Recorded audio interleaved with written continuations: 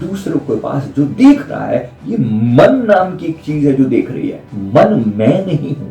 अधिकतर हमारे साथ सबसे बड़ी दिक्कत क्या है, इस ज्ञान को नहीं जानता, उसके लिए मृत्यु ही अंतिम सत्य है। तो कहिए, इस सब के अंदर ब्रह्म समाया है, सबके अंदर मेरे सदगुरु समाये हैं, सबके अंदर मेरे कृष्ण समाये हैं। सभी को प्रेम नमन। ओम श्री परमहंसाय नमः।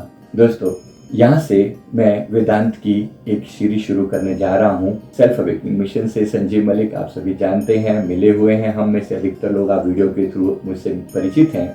मैं यहाँ से अपने गुरुदेव की आज्ञा से आप सबके साथ वेदांत के गूढ़ रहस्यों को सामान्य भाषा में, इंसानी भाषा में आपके साथ शेयर करने के लिए प्रयास कर रहा हूँ। तो सबसे पहले इसका जो प्रयास में क्या होगा कि मैं वेदांत के जो गूढ़ रहस्य हैं, जिसमें अद्वैत की व्याख्या है, जिसमें आत्मा की व्याख्या है, उसको मैं सामान्य शब्दों में लाने का प्रयास करूंगा। आप लोग भी इसे अप्रिशिएट कर पाएंगे। मैं पूरी उम्मीद करता हूं कि आप इस प्रकार से मैं आपके सामने रख पाऊं इन शब्दों को। तो यहाँ से हम शुरुआत करते हैं। इसका जो पहला चैप्टर है, जहाँ से मैं इसकी शुरुआत कर रहा हूँ, मैं अपने गुरुदेव के पावन वचनों से कर रहा हूँ। तो मेरे श्री परमहंस सदगुरु जी का जो संदेश है हम सबके नाम पर, वो ये है, वेदांत का जो संदेश है, तुम देह नहीं हो। ये बात तुमने किताबों में पढ़ी है, पर जब तुम खुद को किसी भावना, पीड़ा या घटना से जोड़ते हो, तब तुम देह के स्तर पर ही गिर जाते हो।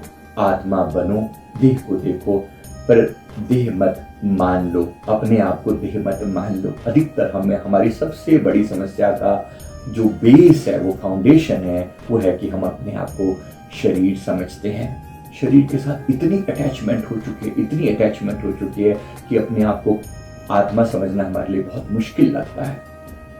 तत्व ज्ञान, आत्मज्ञान की सबसे बड़ी नॉलेज जो है, उसका जो फाउंडेशन है, वो इसी आत्मा को पहचानना है। क्योंकि मृत्यु के बाद यही आत्मा ही शेष बचती है, बाकी देह तो यही नष्ट हो जाती है। और जो इस ज्ञान को नहीं जानता, उसके लिए मृत्यु ही अंतिम सत्य है।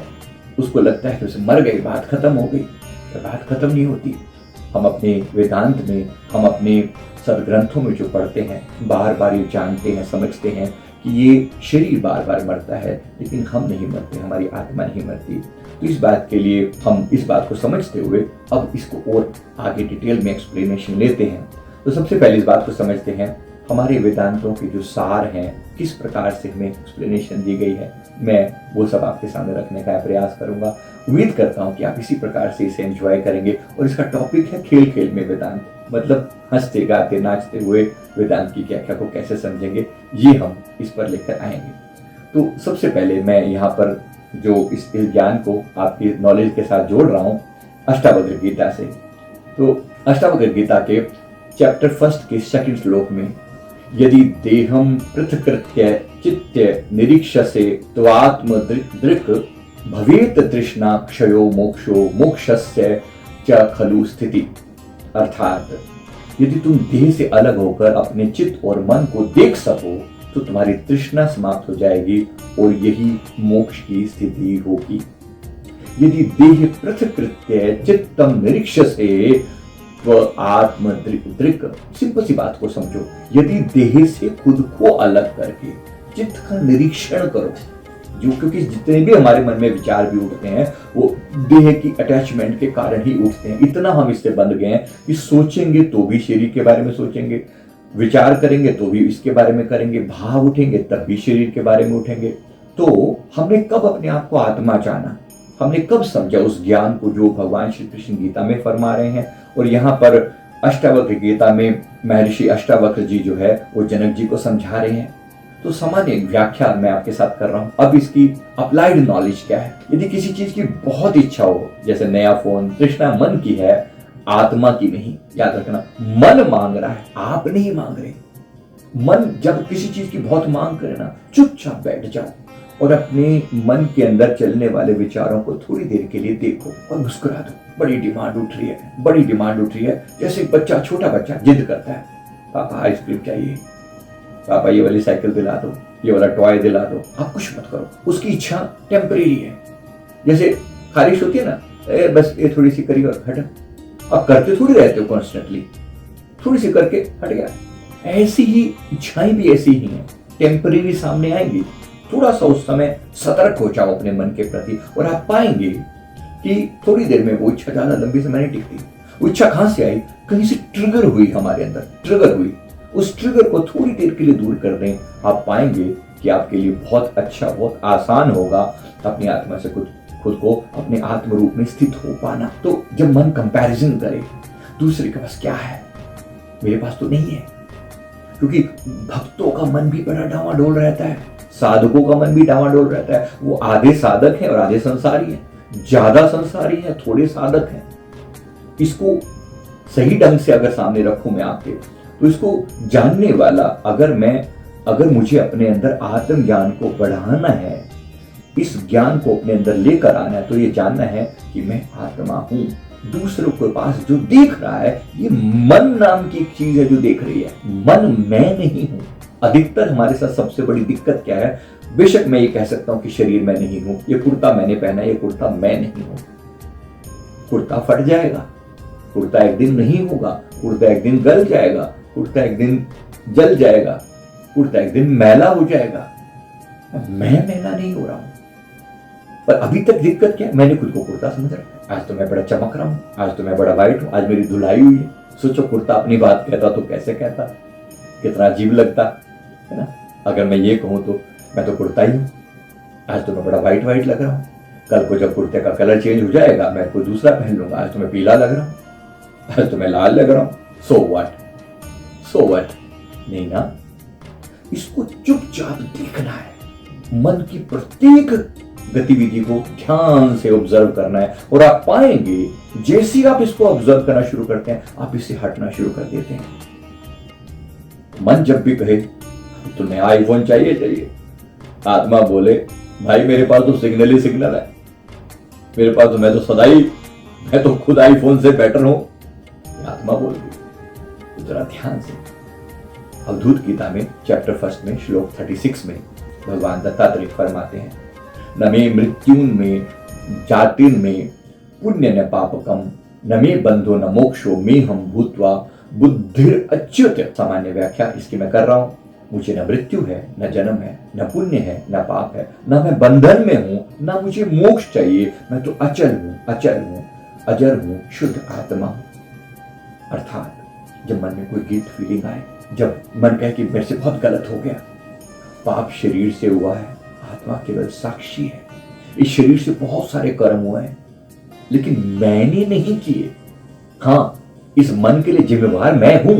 इसका मतलब ये नहीं है कि मैं जिम्मेवार नहीं हूं, जिम्मेवार हूं, क्योंकि मेरी ऊर्जा का उपयोग किया गया है। जैसे एक मालिक है, नौकर है, नौकर कोई गलती करता है, नौकर बाहर जाकर किसी का कोई नुकसान कराए, लोग पूछते हैं किसका मालिक कौन है? या ड्राइवर और पीछे जो बैठा हुआ व्यक्ति है, राइट। अब पीछे बैठा हुआ व्यक्ति जो है बार बार निर्देश दे रहा है, जो ड्राइवर के ऊपर वो अपनी बात कह रहा है। ड्राइवर जो है अपनी गाड़ी चला रहा है, लेकिन ड्राइवर खुद ही कोई गलती कर बैठे तो ड्राइवर को सजा है। लेकिन अगर सजा ड्राइवर को, आप ड्राइवर नहीं हो, आप पीछे बैठकर देखने वाले हो, जानने वाले हो, तो उसको ध्यान से अपने अंदर इस ज्ञान को जितना अच्छे से ऑब्जर्व कर लोगे, उतना मजा आ जाएगा जीवन का। इस प्रकार जो भगवान अवधूत दत्तात्रेय जी फरमा रहे हैं, अवधूत फरमाते हैं कि मोक्ष भी नहीं चाहिए। अब मैं इसकी मजेदार व्याख्या करता हूँ। भीड़ में एक भक्त चौंक गया, बोले गुरुजी फिर हम क्यों आए? गुरुजी फरमा रहे हैं, तू अभी तक आया कहाँ है? तू तो मन बना बैठा है, तू तो संसार में लिप्त हुआ बैठा है, तू वो नहीं है जो तू बोल रहा है। भीतर देख। ये बात भगवान शंकराचार्य जी विवेक चूड़ामणि में फरमा रहे हैं। ब्रह्म सत्यम जगन मिथ्या जीवो ब्रह्मेव नापरः। सामान्य व्याख्या, ब्रह्म चेतना ही सत्य है, ये संसार माया है और जीव वास्तव में ब्रह्म ही है, कोई दूसरा नहीं है। जब न्यूज में कुछ डरावना दिखे, संसार मिथ्या है और जो घट रहा है वह चेतना के ही दृश्य है। संसार मिथ्या है, दिख रहा है। अपने मन को समझाओ, ये दिख रहा है, स्क्रीन पर कुछ दिख रहा है, पर तू स्क्रीन से को देखने वाला है। तुझे ये लगता है कि इस दृश्य के अंदर तू ही है, इन्वॉल्व है, लेकिन तू इससे अलग है। खुद को इससे अलग जान। जब रिश्तों में क्लेश हो तो कहिए इस सब के अंदर ब्रह्म समाया है, सबके अंदर मेरे सदगुरु समाये हैं, सबके अंदर मेरे कृष्ण समाये हैं। और जब सबके अंदर नहीं है, जब सबके अंदर वही है, तो मैं इनसे द्वेष क्यों करूं, मैं इनसे नफरत क्यों करूं, मैं इनके अस्तित्व से क्यों ना जुड़ूं, मैं जानता हूं सबके भीतर वही समाहित है। तो इस प्रकार से अपने आप को थोड़ा समझा लिया करें। टीवी पे जो ड्रामा देख रहा है वो ड्रामे के अंदर तू नहीं है। तुम्हें लगता है कि ड्रामा तुम्हारे अंदर है, तुम ड्रामे के अंदर हो, क्योंकि हो रहा है। जो लोग देखते हैं उसी के अंदर पूरा इन्वॉल्व हो जाते हैं, पूरा घुस जाते हैं। लेकिन बार बार खुद को याद दिलाना है कि मैं दृष्टा मात्र हूं, मैं दृष्टा मात्र हूं, मैं दृष्टा मात्र हूं। अब जो दृष्टा मात्र है मतलब पूरी स्क्रीन, पूरी मूवी देखते देखते आपको ये नहीं भूल रहा कि आप अलग हो, मूवी देखने वाले हो, आप मूवी नहीं हो, आप मूवी नहीं हो, आप मूवी नहीं हो, आप देखने वाले हो। अब इसी बात को मांडुक्य उपनिषद में अलग अलग तरीके से समझाया गया। श्लोक 7 में नान्ते प्रज्ञम न बहिर्प्रज्ञम प्रपंचोपश्यम शांतम शिवम अद्वैतम चतुर्थ मंत्र थे स आत्मा से विज्ञेय।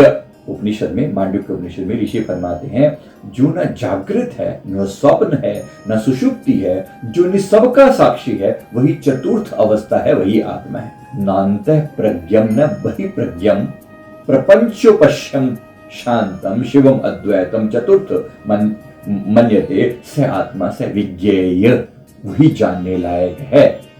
ये नॉलेज है, बड़ी मजेदार है, बड़ी जरूरी है समझदार के लिए। तो ये जो मैंने आपको आज बताया, मैं उम्मीद करता हूं आपको मेरी बात सही सही समझ में आ रही होगी। तो इसको बड़े प्यार से अपनी भाषा में, अपनी आनंदमयी भाषा में हंसते खेलते हुए इस ज्ञान को अपने भीतर अब्जॉर्व करने का प्रयास करना है। तो मैं वही नॉलेज आपको देने का प्रयास कर रहा हूं। तो अब मैं इसको अफर्मेशन की फॉर्म में कहूं तो मैं एक आत्मा हूं, मैं शरीर और मन का साक्षी हूं। आप मेरे साथ साथ इन अफर्मेशन को दोहराएंगे तो आपको अच्छा लगेगा। मैं एक आत्मा हूं, मैं शरीर और मन का साक्षी हूं, मैं शरीर और मन का साक्षी हूं। जो हुआ वह देह और मन के साथ था, मुझसे इसका कोई लेना देना नहीं। मेरी पावर यूज की गई है, मेरी पावर यूज की गई है, लेकिन मैं डायरेक्टली इस मन से कनेक्टेड नहीं हूं, मैं इससे अलग हूं, ये जानना। तो जो हुआ वह देह और मन के साथ था, मुझसे इसका कोई लेना देना नहीं है। साथ में कहें मैं त्रिगुणातीत हूं, किसी भी गुण में बंधा नहीं हूं। मैं त्रिगुणातीत हूं, किसी भी गुण में बंधा नहीं हूं। रजोगुण, सतोगुण, तमोगुण, इनकी व्याख्या मैं आराम से करूंगा आपको। तो 3 गुणों में आत्मा बंधी रहती, ऐसे लोग दिखाई पड़ते हैं। तो इनसे मैं किसी भी गुण में बंधा नहीं हूं।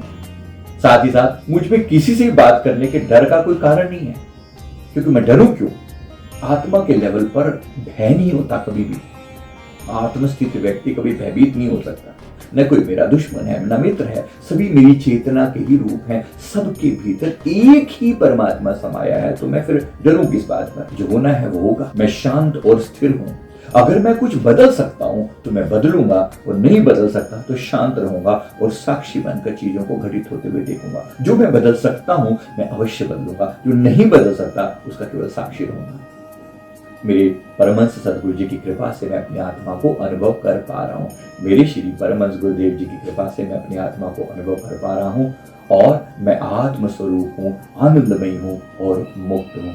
मैं आत्मस्वरूप हूँ, आनंदमयी हूँ और मुक्त हूँ। अब यहाँ पर मैं एक लाफ्टर थेरेपी का पार्ट भी लेके चल रहा हूँ। लाफ्टर थेरेपी में अपने आज मैं जो बता रहा हूँ वो है साइलेंट हंसी। साइलेंट हंसी कैसी होती है? मतलब अपने आप को आत्मा समझा, अपने भीतर डुबकी लगाई, आंखें बंद करी, भीतर देखा कि मैं शुद्ध चैतन्य आत्मा हूँ, मैं शुद्ध चैतन्य आत्मा हूँ, मैं शुद्ध चैतन्य आत्मा हूँ। और फिर इन्हीं बंद आंखों से भीतर देखते हुए प्यार से मुस्कुरा दिए, वाह मैं शुद्ध चैतन्य आत्मा हूँ, मैं इस तमाशे को देखने आया हूँ, और मैं बड़े प्यार से भीतर भी देख रहा हूँ और बाहर भी देख रहा हूँ और मुस्कुरा रहा हूँ। मैं भीतर भी देख रहा हूँ और बाहर भी देख रहा हूँ और मुस्कुरा रहा हूँ। तो देखिए एक बार मेरे गुरुदेव भी मुस्कुरा रहे हैं, देख रहे हैं, वो भी तमाशा देखने वाले हैं। हमारी आत्मा भी भीतर बैठकर इस तमाशे को देखने आई थी, और इस तमाशे में हम इन्वॉल्व हो गए, हम दुखी हो रहे हैं। कोई कारण नहीं है दुखी होने का। आज से सारे दुख दूर। जब जब कोई कष्ट आए तब तक मैं इनको सब, अपने आप को इन सबसे अलग करता चलूंगा। खूब खिलखिलाकर हंसेंगे बड़े प्यार से। खुशी, आनंदमयी। आनंद जो है ये स्वभाव है आत्मा का।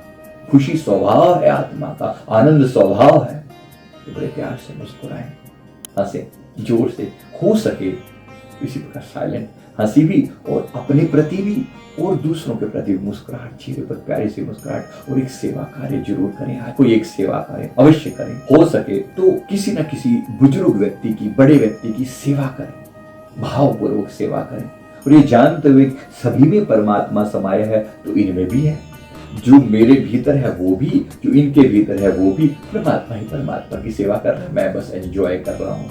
खाना खाना, बड़े प्यार से खाने को ऑब्जर्व करते हुए खाना, भीतर एक ऑब्जर्वर की तरह बैठकर देखना। मैं उम्मीद करता हूँ आपको बात समझ में आ गई होगी। थैंक यू वेरी मच, बहुत बहुत शुक्रिया। ये सीरीज आपको कैसी लग रही है ये कमेंट करके अवश्य बताएंगे। थैंक यू, साथ बने रहिए और इसी प्रकार अपने जीवन को हंसते खेलते वेदांत की ओर ले चलते हैं, अपनी आत्मा के ज्ञान की ओर ले चलते हैं, ताकि ये जीवन का, धरती पर आने का हमारा लक्ष्य भी पूरा हो, और इस आत्मा का ज्ञान से हम खुद को जान सकें और दूसरों को भी, के जीवन को भी प्रकाशित कर सकें। थैंक यू वेरी मच, बहुत बहुत शुक्रिया, आनंदमय शुक्रिया। सभी साधकों के लिए शुभ समाचार, अब अमृत वेला मेडिटेशन क्लास होगी गूगल मीट पर। अमृत वेला मेडिटेशन ज्वाइन करें। पहला सत्र सुबह 3:30 से 4:30 बजे तक, दूसरा सत्र सुबह 4:30 से 5:30 बजे तक। सत्संग और साधना ज्वाइन करें। सत्संग रात 9:15 से 9:30 बजे तक, साधना और जाप रात 9:30 से 10:30 बजे तक। ये क्लास बिल्कुल फ्री है, इसका हिस्सा बने और अपने जीवन में आध्यात्मिक ऊर्जा का संचार करें। सभी साधकों से निवेदन है, यदि आपने अभी तक हमारा साधना व्हाट्सएप ग्रुप ज्वाइन नहीं किया है तो तुरंत करें। यहाँ आपको सभी आवश्यक दिशा निर्देश मिलेंगे। मेडिटेशन क्लास और व्हाट्सएप ग्रुप के लिंक आपको इस वीडियो के डिस्क्रिप्शन बॉक्स में मिल जाएंगे। आइए साथ मिलकर आध्यात्मिक यात्रा पर चलें।